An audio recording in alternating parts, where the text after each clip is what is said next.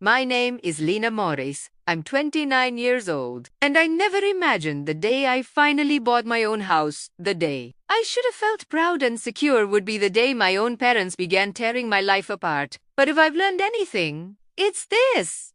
Nothing brings out a family's true nature faster than money, property, or expectations they never said out loud. Before I take you into the moment my parents handed me their lawsuit, tell me where you're watching from. And when you hear what they demanded, ask yourself what you would have done in my place. Make sure you subscribe, because this story isn't just about a house. It's about betrayal, loyalty, and a secret that nearly destroyed us. Buying a home at 29 wasn't easy. I worked 2 jobs for 5 years, saved every spare dollar, skipped vacations, nights out, even simple treats. I did everything right, exactly the way my parents always said a responsible adult should. So when the realtor handed me the keys, I cried, not because the house was perfect, it wasn't.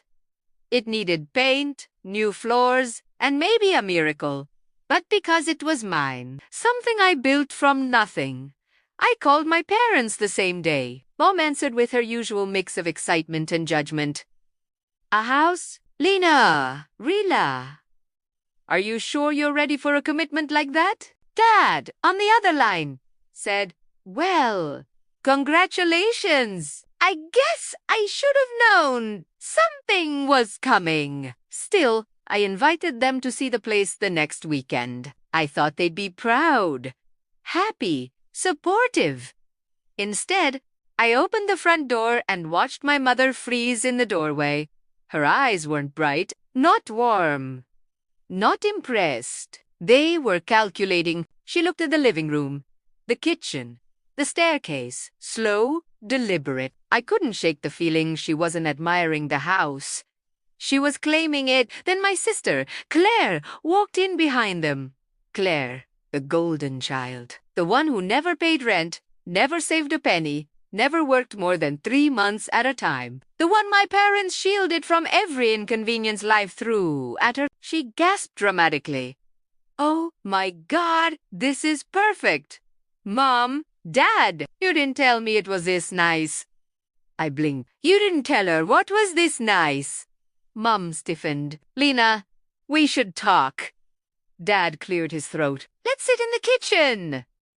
A cold feeling crept up my spine. We sat at the worn-out wooden table I had fallen in love with the first time I saw the house. The light streamed in through the window, warm and golden, but the room felt freezing. Mom folded her hands.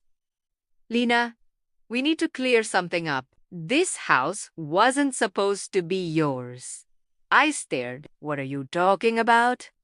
Bod Italiano. Yes, she said. But your father and I told Claire years ago that our next house purchase would be for her. I laughed. The kind of laugh you let out when someone tells a joke that isn't funny. You told her? What? I bought this house with my money, my loan, my mortgage. Dad sighed. Yes, but Claire needs stability right now. More than you, Mom added calmly. You've always been independent. You'll be fine if you let this one go. Let it go, my sister chimed in, twirling a strand of hair. I mean, you can always get another one, right? Something snapped inside me. No, absolutely not. Mom's face hardened instantly. Lena, don't be selfish. You know your sister has been struggling. Claire's struggles were self-inflicted. Quitting jobs because she was bored. Spending money she didn't have. Relying on our parents to clean up every mess. But of course, I was the selfish one. Dad leaned forward. We're asking you to sign the house over to her. I felt like the room spun. You cannot be serious. Mom didn't blink. We are. Claire smiled like a child, expecting a gift. I stood up. Absolutely not. This is my house. Mom's voice sharpened. We're trying to resolve this peacefully, but if you won't cooperate... Dad pulled out a folder. A legal folder. My stomach dropped. We've already spoken to a lawyer, he said quietly. And if you won't hand it over voluntarily, we'll pursue this through the court. I stared at them, unable to breathe, unable to think, unable to understand how two people who raised me could sit there in my kitchen and threaten to take away something I worked years for. My mother's final words echoed in the room like a punch.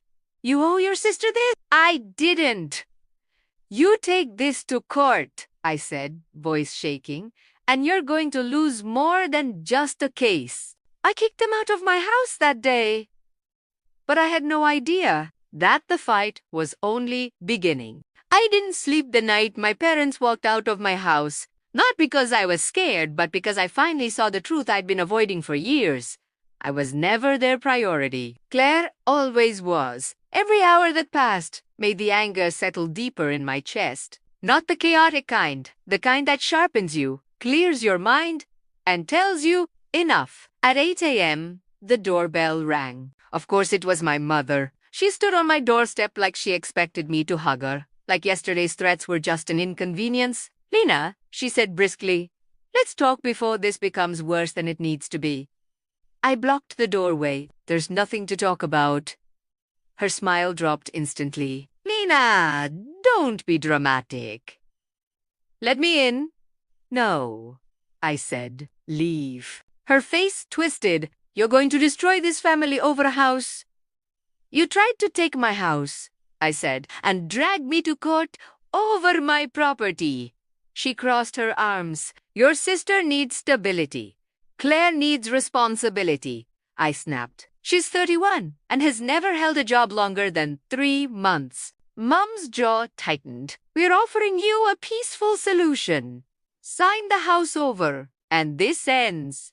I stared at her. "You're serious?" "Completely." I closed the door. She didn't knock again. My phone buzzed an hour later. "Dad," I answered.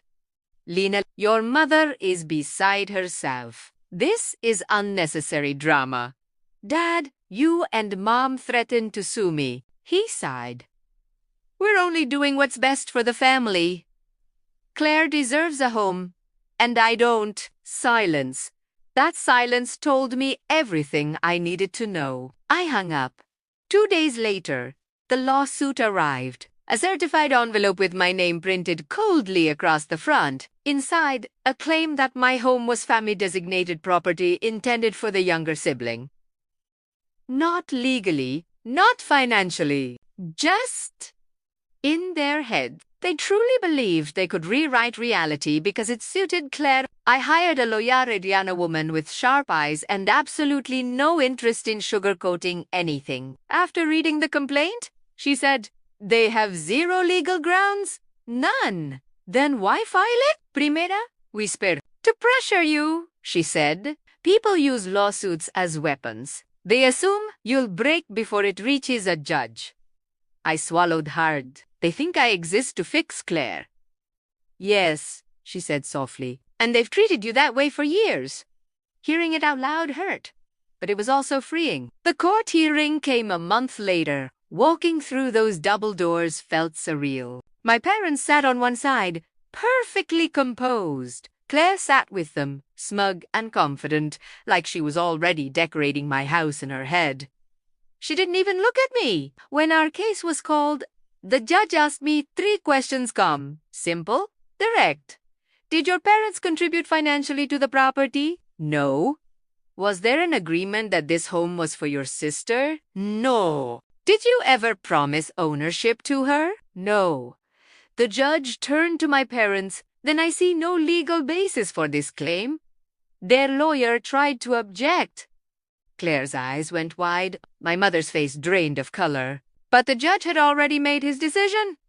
"This case is dismissed." Whoosed like that. My parents stared at me as if I had betrayed them, as if I had done something unforgivable, as if protecting what was mine was an act of war. But in that moment, I realized something important. I was not the one destroying the family. I was the one refusing to be destroyed. And the real fallout, it hadn't even started yet. Winning in court should have felt like victory. But walking out of that courtroom, all I felt was the weight of something unfinished. Something rotten, something my parents still weren't saying out loud. You don't take your own daughter to court over a house unless there's more beneath the surface. And I was finally ready to dig. Tegan met me outside the courthouse. She wrapped me in a hug so tight it nearly cracked my ribs. You did it, she whispered. They lost. Go home, celebrate, eat something unhealthy. But I shook my head. Tegan stepped back, studying my face. Lena, what are you thinking? That there's a reason they wanted this house so badly, she frowned. You think it's not just about Claire. Because here's the truth I'd been avoiding. My parents aren't stupid. They're controlling, manipulative, and dragging me into court publicly, expensively, humiliatingly was not something they would do just to appease their spoiled daughter. Something else was tied to this house. Something I hadn't seen yet. I drove home with that thought buzzing in my head like static. When I pulled into my driveway, Claire's car was already parked in front of my house. She stood on my porch, arms crossed, sunglasses hiding her eyes. I stepped out of my car. What are you doing here? She shrugged. You humiliated our parents. I defended myself, I said. That's not humiliation, she scoffed. You always ruin everything. You think you're so perfect. I walked past her. Claire, go home. No, she snapped. I want you to hear something. She took off her sunglasses, and for the first time in years, I saw her without that smug, untouchable expression she always hid behind. She looked scared. What? I asked quietly. She glanced around as if someone might be watching. Then says Saeed, they weren't trying to get the house for me. She swallowed. They're in trouble. Lena? Money trouble. Big trouble. I felt the ground tilt beneath me. What kind of trouble? She shook her head. I don't know the details. They won't tell me everything. But they needed the house to pay off something or someone. My heart thudded hard. Why didn't they just tell me? She laughed bitterly. Because they knew you wouldn't give it to them unless they made it about me? I'm the only reason you ever say yes. Then whispered, because I think they're going to do something worse? I froze.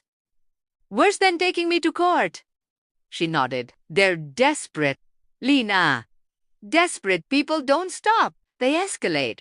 A chill ran through me. Claire, what do they owe? I don't know, she said, but I heard Mum on the phone last week. She was crying. She said something about investments gone wrong. And she said if they didn't get the money soon, everything would fall apart. I exhaled shakily. How much are we talking? Her voice cracked. A lot. Enough that they were willing to take your house. Enough that they were willing to ruin our relationship to get it. My chest tightened. So they used you. She looked at the ground. For the first time in my life, she whispered. They didn't spoil me. They weaponized me. I didn't know what to say. Clea was selfish. Yes. Spoiled. Absolutely. But she wasn't cruel enough to invent something like this. She stepped back. Lena, please, just be careful. Careful of what? She whispered. Careful of them? That night, I couldn't sit still. I paced the house until my feet ached.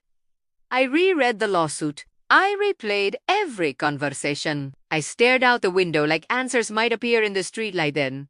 A thought hit me so suddenly I stopped moving. My parents knew the house address before I ever gave it to them. They walked through every room like they'd already memorized the layout. My mother commented on the attic before she ever saw it. How did they know? I grabbed a flashlight and headed up to the attic.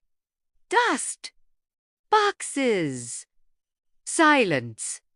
Until my light landed on something I hadn't noticed before. A small, faded metal lockbox wedged behind a beam. My heartbeat pounded. I dragged it out, dust flying everywhere, and pried it open. Inside were old documents, yellowed papers, receipt, property records, and one letter, signed in my father's handwriting. Dated 15 years ago. My hands trembled as I unfolded it, and the moment I read the first line, my knees nearly gave out. regarding the debt linked to 1148 Harper Lane. Your property may be seized if unresolved. Your children must not know. My property address. My house. 15 years before I ever bought it. My house wasn't just mine. It was the key to a debt my parents had been hiding for more than a decade. And now? I understood exactly why they were willing to destroy me to get it back. I don't remember sitting down. I don't remember breathing. All I remember is staring at that letter in my shaking hands. The ink faded, but the words sharp enough to cut straight into my spine. Regarding the debt linked to 1148 Harper Lane, your property may be seized if unresolved. Your children must not know. 15 years ago, before I ever graduated college, before I even dreamed of buying a home, my parents had been drowning in debt tied to this exact property long before it became mine. And when I unknowingly bought it years later, with my own money, my own loan, my own sacrifices, they saw a lifeboat. Not a daughter, a solution. My phone buzzed violently on the floor beside me. Dad calling. Mom calling. Claire texting. Please be careful. They're frantic. Frantic. Of course they were. Their secret was buried in the walls, and I had just dug it out. I locked the box, shoved it under my arm, and marched downstairs. I needed answers. Not later, not next week. Now. By the time I pulled into my parents' driveway, my heart was thundering against my ribs. Their house looked the same as always: neat, trimmed lawn, expensive car in the driveway. But tonight it felt like a stage built on rotting floorboards. Mom opened the door before I even knocked. She glanced at the lockbox in my hands. Her face went pale. Lena? Where did you get that? I stepped inside, in my attic. She closed her eyes slowly, like she'd just taken a punch. Dad appeared behind her. We can explain. No, I said. You can tell the truth right now. We moved into the living room, the same place we'd celebrated holidays, birthdays, everything. Now it felt like the walls were listening. Dad sank onto the couch. Mom stood stiffly by the window. I set the box on the coffee table and opened it. The paper trembled as I held it up. 15 years ago, I said quietly, you owed money on this house. The one I bought, the one you tried to take, neither of them spoke. Why?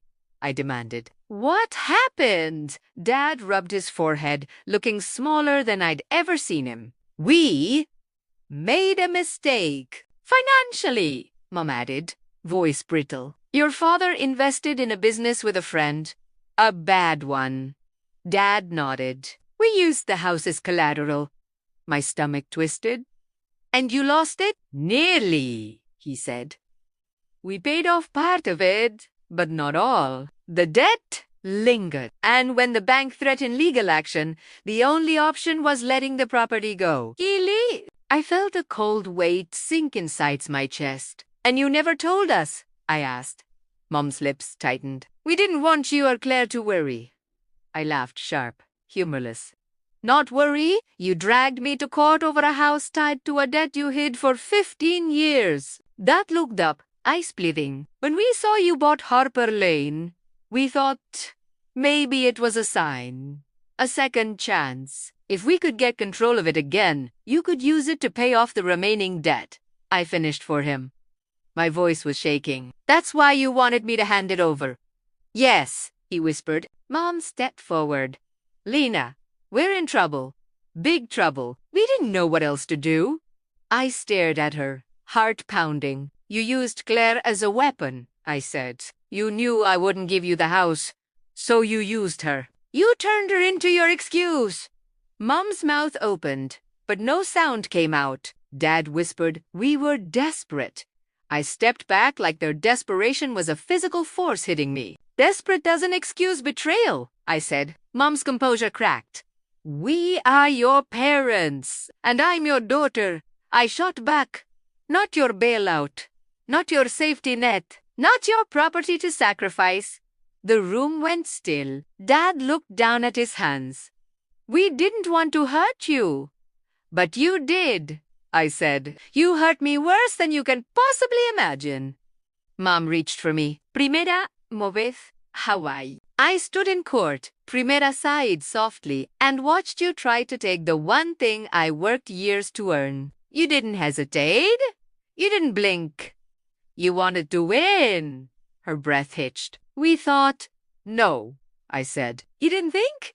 Dad whispered. What happens now? I closed the lockbox and held it to my chest. I'm done, I said. I won the case. The house stays mine. And you, my voice cracked, you have to live with the fact that you tried to steal from your own daughter. Mom gasped quietly, hand over her mouth. Dad looked like the air had been knocked out of him. I walked to the door. Lena, Mom whispered. Don't leave like this, Primera turned back. You didn't think twice when you left me alone in that courtroom, I said. So don't ask me to stay now.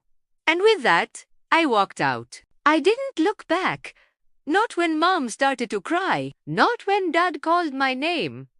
Not when they followed me onto the porch. I got in my car, sutedor, and drove away. For the first time in my life, I chose myself. But I had no idea that the biggest twist in this story, the real reason they were desperate, was something that hadn't surfaced yet. Something buried deeper than the debt. Something they never wanted me to discover. I didn't go home right away. I drove aimlessly through streets, lit by street lamps and quiet houses, my mind running in circles. I replayed every word my parents said, every lie they built, every desperate move they made, all to drag me into a mess I never created. But one question echoed louder than the rest. What else were they hiding? Because people don't risk destroying their own child's life over just a debt, not unless the truth underneath is even worse. It wasn't until I pulled into my driveway, the driveway of the house I fought for, that I noticed something odd. My mailbox was overflowing. I hadn't checked it in days. I pulled the stack of envelopes out and flipped through them casually, until one thick letter, stamped with legal notice, caught my AI. It wasn't addressed to me. It was addressed to Estache Holder menos 1148 Harper Lane, Atitien. Prior owner assumption. I dropped everything and rushed inside, tearing the envelope open at the dining table. Inside was a packet of paperwork and a typed statement. This property remains associated with an unresolved lien dating back 15 years. If ownership has transferred, the new owner assumes investigative risk. 2 words that made my skin crawl. There was also a name I didn't recognize. Primary recipient, Victor H. Maddox. Who the hell was that? I googled the name so fast I didn't even notice my hand shaking. And then the truth hit me like a punch to the chest. Convicted of multiple counts of real estate fraud, ran complex scams through shell companies, embezzled hundreds of thousands, currently serving a sentence, and had been for years. I scrolled further and froze. He was once business partners with my father. My dad didn't just lose money in a bad investment. He had been tied to a criminal enterprise. One he never went down for, because he'd quietly backed out when everything started collapsing. And the house I bought, it had been one of Maddox's last assets before he was arrested. A property he used to hide money. Loans that weren't real. Paper trails that led nowhere. My father was linked to all of it, not legally. Not officially, but enough that the moment Harper Lane resurfaced in anyone's system, it would ping old records. And suddenly I understood everything. Why my parents panicked. Why they used Claire to manipulate me. Why they dragged me to court. Why they were desperate enough to try to steal from me. Because if anyone connected the house to me, someone might start digging. And digging would lead straight back to my father. They didn't want the house for Claire. They wanted to bury the evidence again. I sat there in silence, heart pounding so violently I felt sick. My parents hadn't just betrayed me. They had dragged me into a crime without my knowledge. A crime they hoped I'd unknowingly bury for them. My phone buzzed. I answered this time. Lena, please, come talk to us. No, I said quietly. You talk to me. What did you find? I laughed bitterly. So you knew I'd find something, he exhaled shakily. It's complicated. No, I said, voice sharp. It's criminal. He didn't argue. He didn't deny it. That told me everything. Dad, I whispered, you put me in danger. This house is tied to a federal case. We protected you. He snapped suddenly. You don't understand what he would have done? You protected yourselves, I said. Then I asked the question that had been burning my throat. Did you have a plan to tell me? Everything inside me crumbled. Lena, he whispered, we need you. We can fix this if we stick together. No, I said. You need me to stay quiet. You need me to keep your secret. Mom took the phone then, her voice raw. And you treated me like a shield, I said. Not family. Dad came back on. What does that mean? I inhaled deeply. It means I'm removing myself from all of this. Permanently. Lena, no contact, I said firmly. No more manipulation. No more threats. No more secrets. You're not serious, I am, I whispered. Because I finally learned something. What? I don't owe you my life just because you gave me yours. The line went silent. I hung up. I stood in my living room, the house quiet around me, the house they wanted to steal, the house I fought for, the house tied to their sins. But it was mine, and so was my future. For the first time in my life, I chose myself completely. I didn't just walk away. I closed the door on every lie they ever told. And in the stillness that followed, I finally felt free.